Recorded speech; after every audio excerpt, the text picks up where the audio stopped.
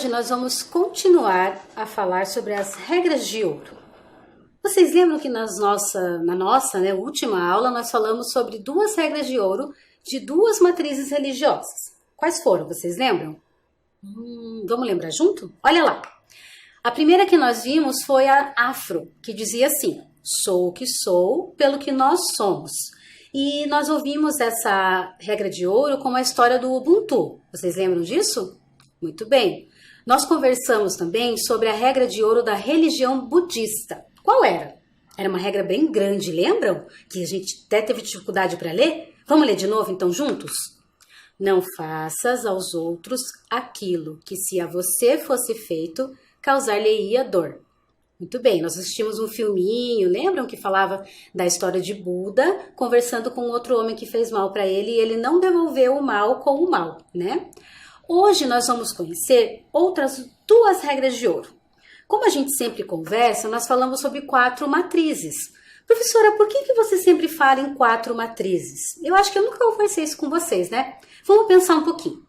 Nós temos que pensar que no Brasil chegaram vários povos, não é mesmo? E cada povo que foi chegando no Brasil trouxe, além da sua língua, que é a língua que a pessoa fala naquele país, ela trouxe a sua religião, os seus costumes, né, a sua cultura. E quando eles chegaram no Brasil, a religião foi se misturando aqui com a nossa. E para que nós estudemos todas as religiões que passaram, ou pelo menos algumas religiões que passam pelo Brasil ou que existem no Brasil, nós costumamos dividir ela por matrizes. Aí a gente fala em matriz oriental, que veio do Oriente. Nós pensamos em matriz ocidental, que é do Ocidente.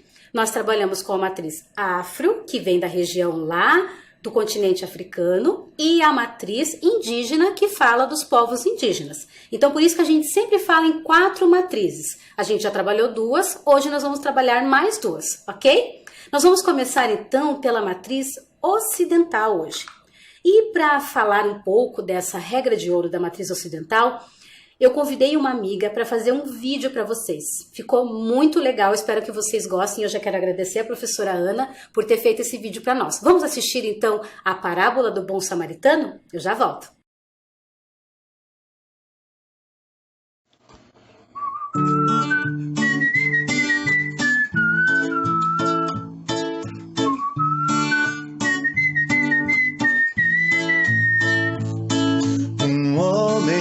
Descendo para Jericó, caiu nas mãos de assaltantes que o fizeram muito mal. Será que alguém irá ajudar? Será que alguém irá parar?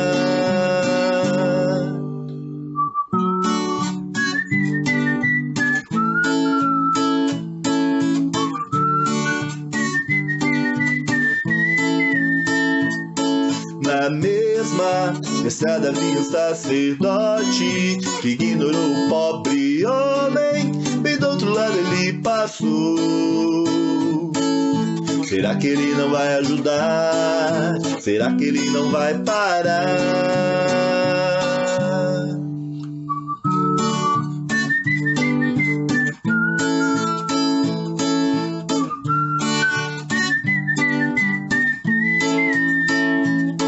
Mas vejam, bem logo ali vem um levita, tomara que ele ajude o homem, ou não também o ignorou.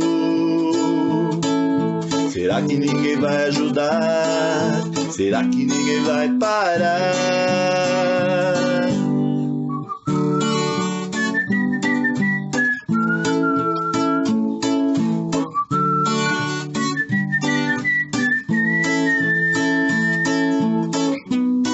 Então passou um bom samaritano e enfaixou-lhe as feridas. Do homem teve compaixão, com amor levou-o a um lugar seguro, pagou todas as suas despesas, tratou como a um irmão.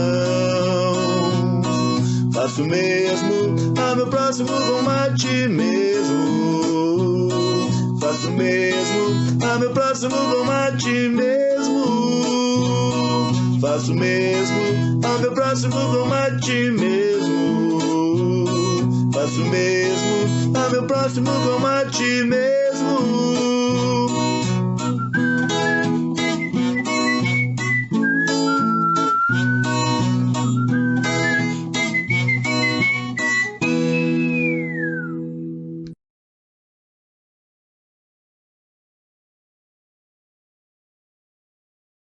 Gostaram? Ficou muito legal esse vídeo, né, do bom samaritano. Alguém já tinha ouvido falar nessa história? Essa parábola é uma história bem famosa entre os cristãos, em que uma pessoa estava precisando de ajuda e que algumas pessoas passaram por ele e não o ajudaram. E um bom samaritano chegou e ajudou. Se você já conhece essa história, que legal! E se você ainda não conhecia e nunca tinha ouvido falar, olha lá, acabou de conhecer. Qual será a regra de ouro que está nessa música que nós ouvimos? Vocês imaginam? Eu acho que inclusive falou no final da música. Quem prestou atenção? Vamos confirmar se é isso que você pensou? Olha lá nossa regra de ouro. Amai o teu próximo como a ti mesmo. Essa é uma das regras de ouro da matriz ocidental. O que isso quer dizer? Quer dizer que em algum momento que você for pensar em alguma coisa para outra pessoa, você tem que pensar se você queria se aquilo era para você. Por exemplo, amar o teu próximo como a ti mesmo. Como nós vimos ali na musiquinha, né? Se fosse você que estivesse machucado, tivesse sido assaltado como aquele homem foi, você gostaria de ser ajudado? Com certeza, não é mesmo?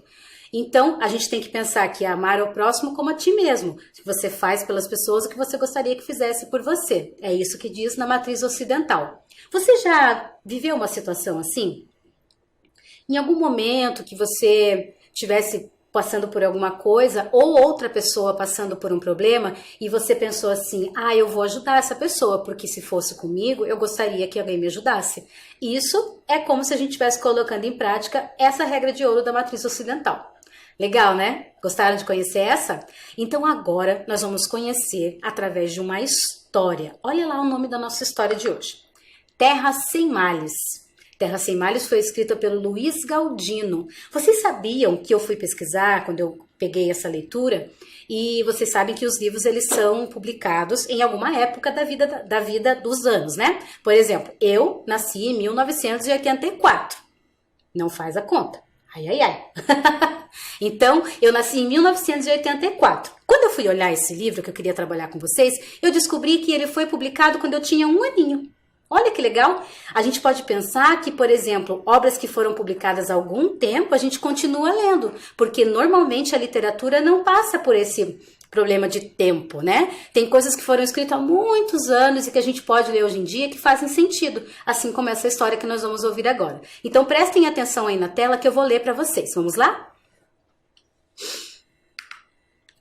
A avó diz: terra dos antepassados era bonita, a mais bonita de todas. O pai remeda: Jaguar pisava leve para não acordar os espíritos da floresta. Eu não digo. Conheço as árvores da floresta e os bichos que viu nela. Conheço as estrelas todas e suas histórias. Não vi a terra desse meu pai. Não conheci a terra do meu avô. Sou ainda curumim. Então fico achando que esta é a terra mais bonita que Tupaná criou. Homem branco veio e disse: tem que mudar. Eu só escuto, porque ainda sou um curumim. E a avó diz: povo está fraco, porque deixou a terra dos antepassados. Agora não vai mais existir povo indígena. E o pai remendou: homem branco derrubou a floresta, sujou os rios e envenenou os peixes. O jaguar não pisa mais leve, espantou os espíritos da floresta. O avô quer voltar para a terra de antes. Lá, a natureza fala com os homens. Os chefes são bravos e os pajés são poderosos. O pai se lembra. Veio o homem branco e os chefes nada puderam fazer. De nada valeram as mágicas dos pajés contra as doenças que derrubaram os mais fortes. Os avós abandonaram as terras e Tupaná abandonou o povo. Agora Indígena está igual branco, come muito, veste roupa de branco e fala como branco. E a vovó diz: está ficando tudo muito diferente do que foi. E o pai remenda: se indígena perde terra, fica perdido. Assim ficou o povo. A Cauã está cantando. E os espíritos estão dizendo: indígenas vão acabar. O avô diz que não vem. Vai voltar para a terra de antes, na Serra da Cajaíba. E o pai concorda. A terra sem males existe, além da grande água. Lá não tem fome, nem doença, nem homem branco. Eu não digo, mas penso. Não há envio Maranhei. Não existe terra sem males para quem abandonou a própria terra. O avô vai virar estrela, o pai também, e todos, até não existir mais indígena. O homem branco veio e disse: tem de mudar. O avô olha a outra margem, o pai fixa o horizonte passado. Eu não digo nada, sou ainda curumim. Deixo aqui meu coração e levo saudade somente da terra mais bonita que eu conheci. Olha só, essa história que foi escrita há tanto tempo, não parece um pouco com o que a gente vê hoje em dia? O que é curumim, vocês sabem? Esse personagem que apareceu nessa história? Curumim é a maneira que os indígenas chamam as crianças. Quando ele disse na história, eu ainda sou curumim, é porque ele disse que ele ainda é criança. E que as crianças às vezes não conheceram isso que o avô e o pai estavam falando lá na história. Mas qual será que é a regra de ouro que está aparecendo nessa história? Vamos ver?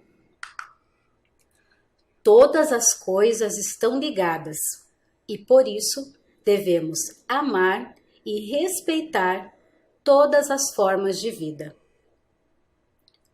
Então, como nós vimos na história, tudo que está ao nosso redor, para os indígenas, faz parte da vida. A natureza, as pessoas, os animais, tudo está interligado. Então, se a natureza não vai bem, as pessoas também não vão bem, os animais também não vão bem. De alguma maneira, isso influencia na nossa vida. Então, como lá na história, o curumim disse que ele não sabe o que aconteceu, porque vocês, que são crianças agora, quando eu digo, por exemplo, o pai ou alguém adulto, a gente passa por um lugar, isso acontece muito, né? Quando a gente vai viajar, assim, com o pai, com a mãe, com a família. E aí a gente passa por um lugar e os adultos dizem assim: ai, quando eu era criança, aqui não tinha nada.